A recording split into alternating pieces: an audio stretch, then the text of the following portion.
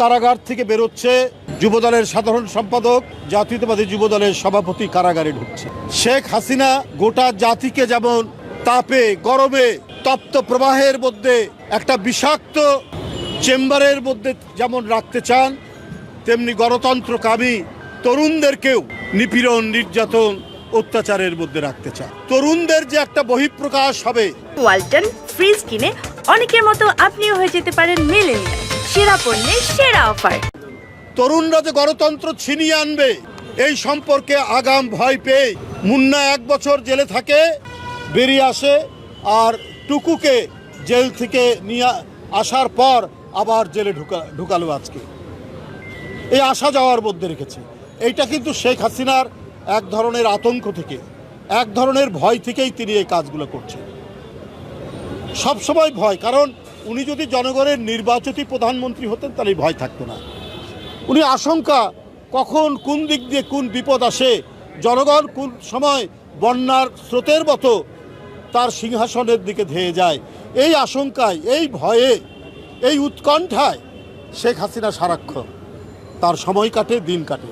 এই কারণেই আজকে সুলতান সালাউদ্দিন টুকুর মতো তরুণ নেতারা কারাগারে নিয়ে যাওয়া হয়, আর মুন্নাদেরকে কারাগারে নিয়ে যাওয়া হয়।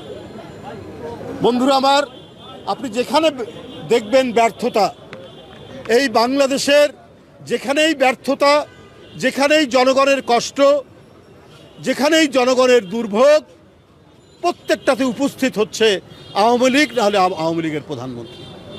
আজকে যে তাপ প্রবাহ, প্রচণ্ড যে তাপ প্রবাহ, এই তাপ প্রবাহের ব্যাপারে আমরা প্রতিদিনই বলছি, বারবার বলছি।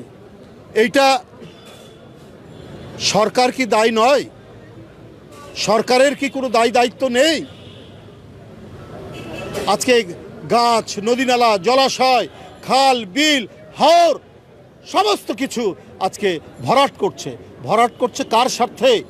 ভরাট করছে আওয়ামী লীগের যারা ভূমিদস্যু তাদের স্বার্থে। যুবলীগ, ছাত্রলীগকে নতুন করে ভূমিদস্যু বানিয়ে তারা ভরাট করছে। ভরাট করে জনগণকে দম বন্ধ করে রাখছে। আর ওরা তো দেশে থাকবে না, ওরা তো সব চলে যাবে।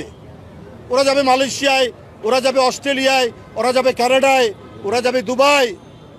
তো সুতরাং ওদের তো কোনো দায় নাই। শেখ হাসিনা একটা মরণ খেলায় খেলছেন, আগুন নিয়ে খেলছেন তিনি।